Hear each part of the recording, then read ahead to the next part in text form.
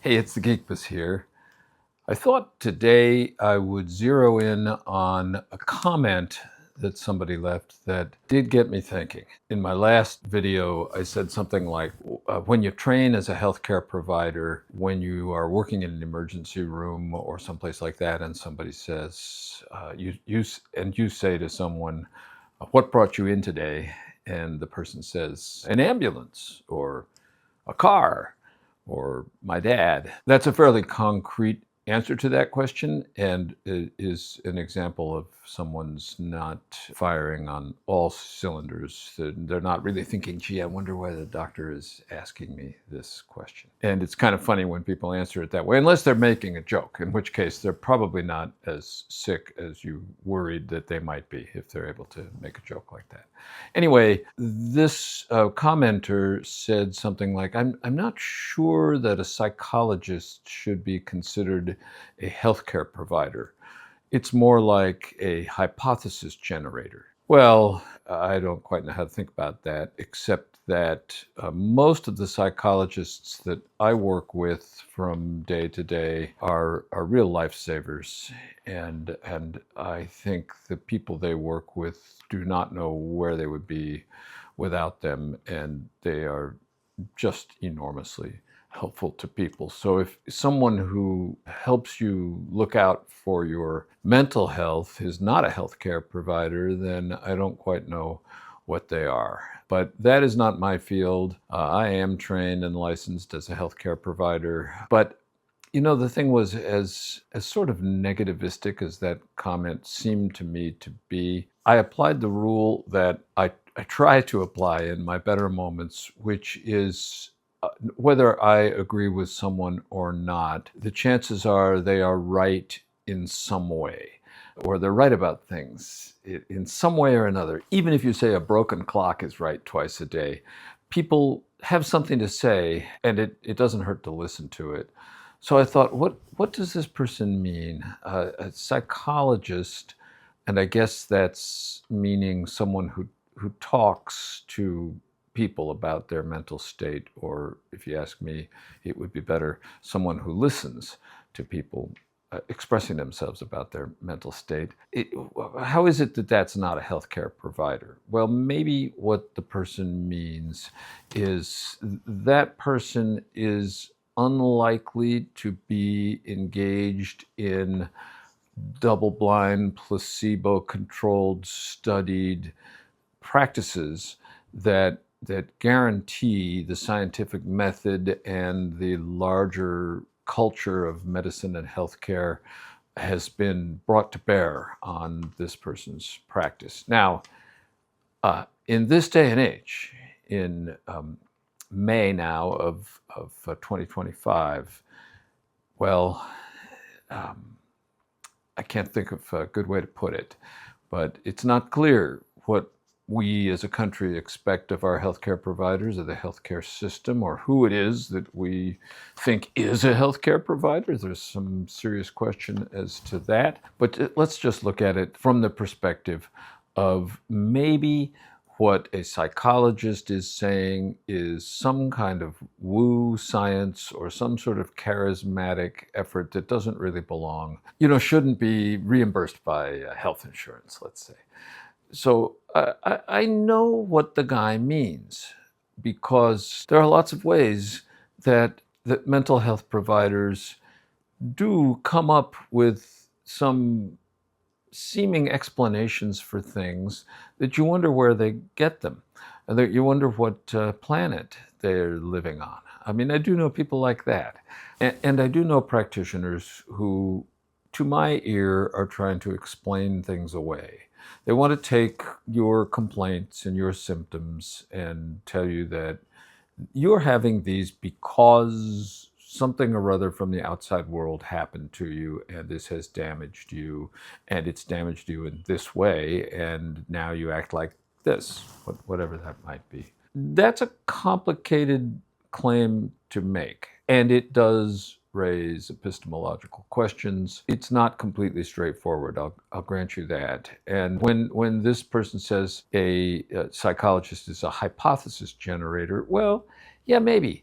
We're not able to zero in on and positively identify what in a long, complex causal chain in a complex system causes somebody to do something or act some way.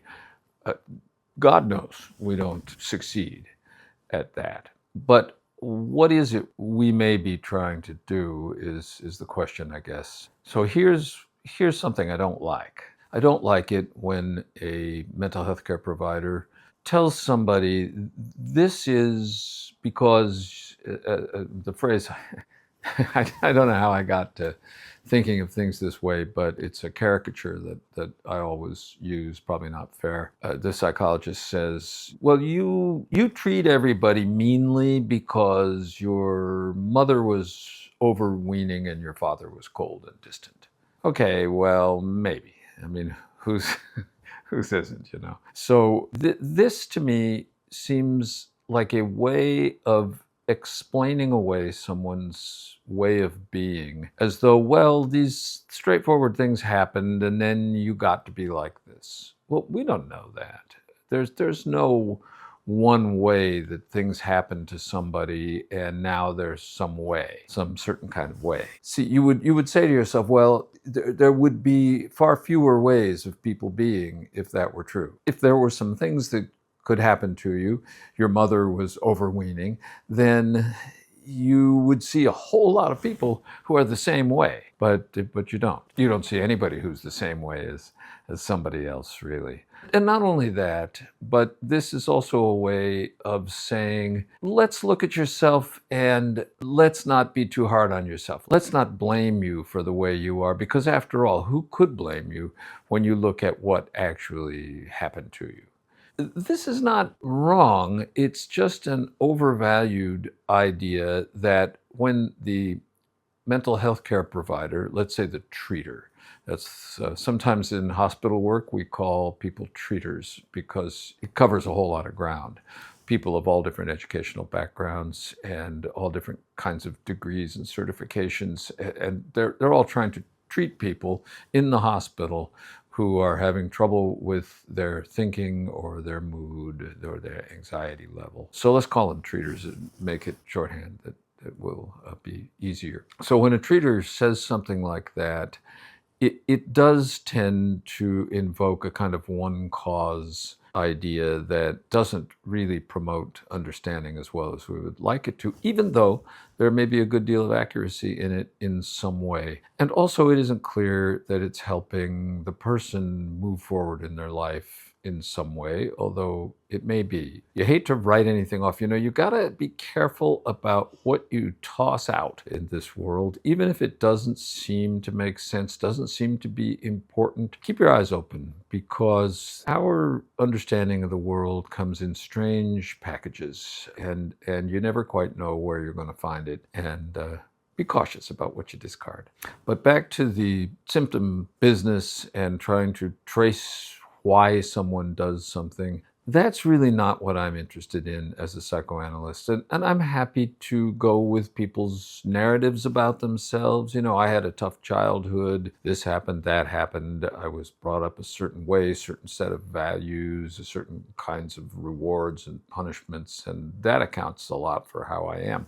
Yeah, I bet it does. There's no argument with that. That's something a person knows about themselves. And I'm always interested. Maybe it goes along with the idea of being careful what you discard. I'm someone interested in what we don't know about ourselves. An old supervisor of mine once said, as I may have mentioned before, the reason that psychiatrists and psychoanalysts seem to be sitting there with not much to say, and they nod and they listen, but they don't say too much. He told me that the chances that I was gonna come up with something to say to somebody that they didn't already know was very, very low. And I really know that to be true. So I may think that I'm giving somebody a great insight, and they're thinking, yeah, well, tell me something I don't know. So this is something to be cautious about anyway. Better to say it than not to say it. If the person already knows it, great, and if they don't, all the better. Then now maybe they do.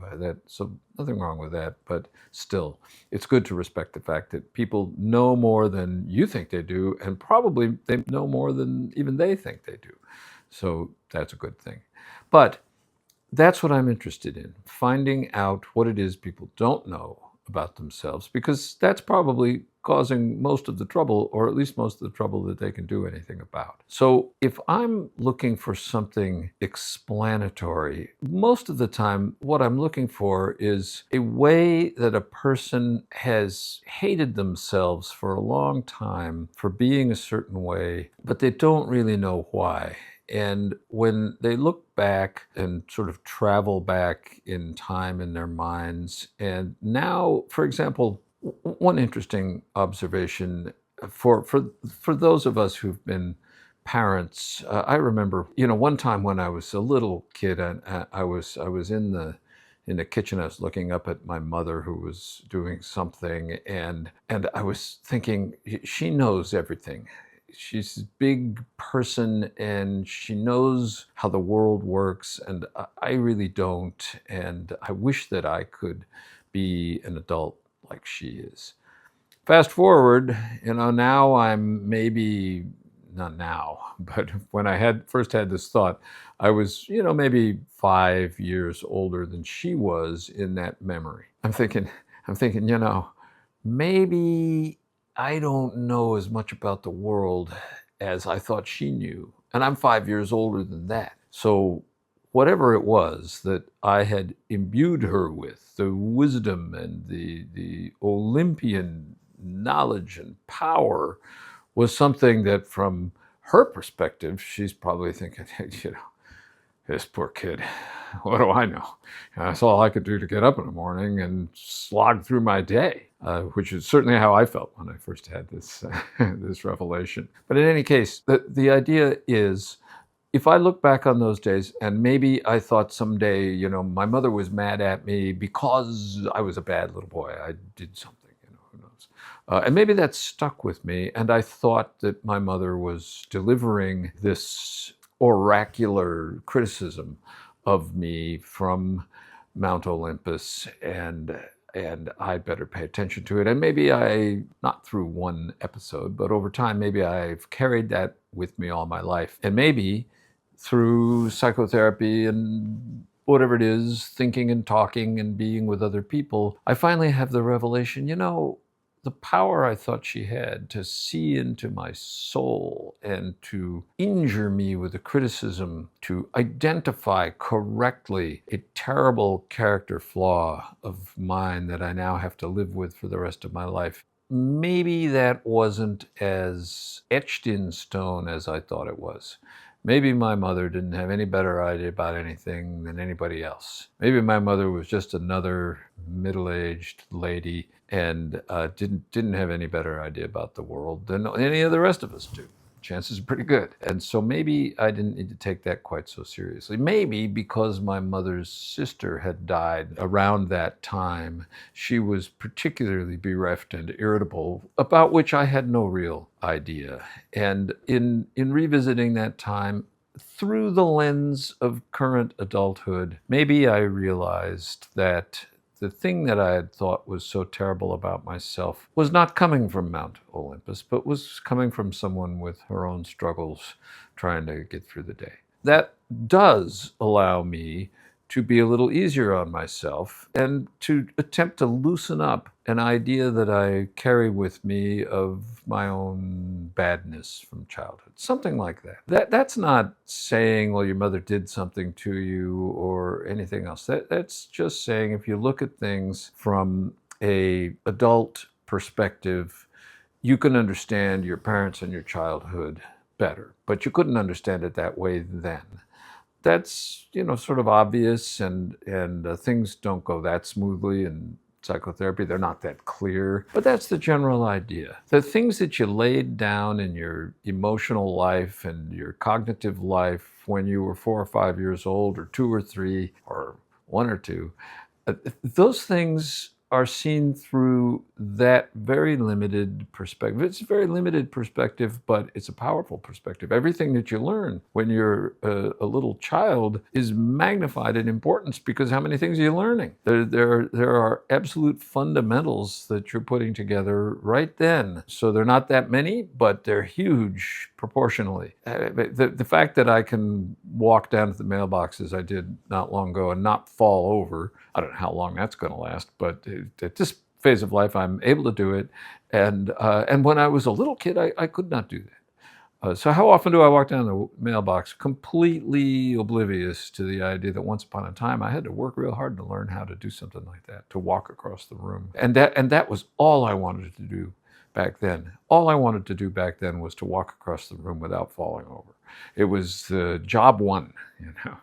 So the idea that you retrieve your memories and traumas in order to excuse yourself, there's some truth in that. And of course, people with severe trauma, these are important, vital tasks in the effort to help someone suffering enormously from either post-traumatic stress disorder or disordered childhood of some kind, or parents who had mental illnesses, or there are endless number of difficulties that we're concerning ourselves with. So no need to give short shrift to any of those things. They're important. But the idea that a mental health care provider can have you into their office, have a little chit chat, and then tell you, you know, the way your mother was, it's no wonder you're the way you are. I do think that's overreach. And I do think that that's a kind of woo science and a kind of overvalued ideas. And frankly, I think they're actually category mistakes. And we could get into that. That's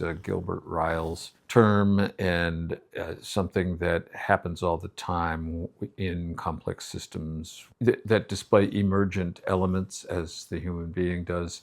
It's easy to get that all very wrong. And is that hurting people? I doubt it. I think developing a narrative and helping someone develop their own narrative, that's not the worst thing you could do. Is it accurate exactly or not? Well, of course not. We're attempting to capture someone's emotional life and express it in terms that are meaningful to the person. So if I never did anything other than that as a therapist, I would be helping people. But it's not the thing I'm most interested in. And the thing I'm most interested in is a kind of work that is based on unusual phenomena. I described some of them in my little video on the unconscious last time, but there are many others. They're concrete observations that if you really look at them, they're sort of extraordinary. They're aspects of the human being that we kind of ignore. We don't pay very much attention to, but are clues to unconscious goings on that to me are where the money is. If you really want to help somebody, you have to work with that. It's not always easy to do. It's not always the right thing to do if you're working in a system that has so many people to take care of, that where there's not time for that kind of work in depth. Of course not. We don't do that. We look for other ways to be helped. It's not that we ignore the active unconscious. That's why I've been able to do some of the work I have over the years, and to do it pretty well, running emergency rooms and things like that. It's because I am aware of the influence of the unconscious mind, and it makes it easier to take care of people in an efficient and helpful way. But none of that involves telling somebody about how their parents were or any of these other things. It has to do with a more robust understanding of the world of human beings and of conscious life on the planet. So my hater commenter, I like to say hater because it did have a little bit of that intonation, you might say. But in any case, I know what he meant. And he's not wrong about what he meant. Does that mean you don't call these folks healthcare providers? Well, it doesn't mean that to me. To me, helping people is a complex task. And when you think about what it means to try to promote healthy mental functioning, whatever that is, who's to decide what healthy mental functioning is? Hopefully, the person who's trying to get it, that person ought to be the judge of what's healthy for them or is not. So that's probably what I'm looking for. But who's to say how that should be done? Thank goodness, right at this moment, we live in a country that's free enough that you can pursue your own way of being pretty well. There's a lot of room to figure out the way you want to move forward in your life and the things that you want to take seriously, and to arrive at what your views and opinions and values are. And as a psychotherapist, psychiatrist, psychoanalyst, that's what I'm trying to help people do. So I have a broad definition of what a mental health care provider is, but I do understand that there is some pretty kooky stuff out there in the mental health care world, as there always has. You can always find people with pretty loosely wrapped ideas about what helps people. But I can tell you, if you run into me as a mental health care provider, you're not going to get any kooky stuff. You're going to get a straightforward effort to promote understanding and well-being as well as I'm going to be able to provide it. That's the way I look at it. That's the way I look at my task in this world, trying to bring a little good into it. I mean, how bad's that going to be? And that's it for today from the Geek Biz.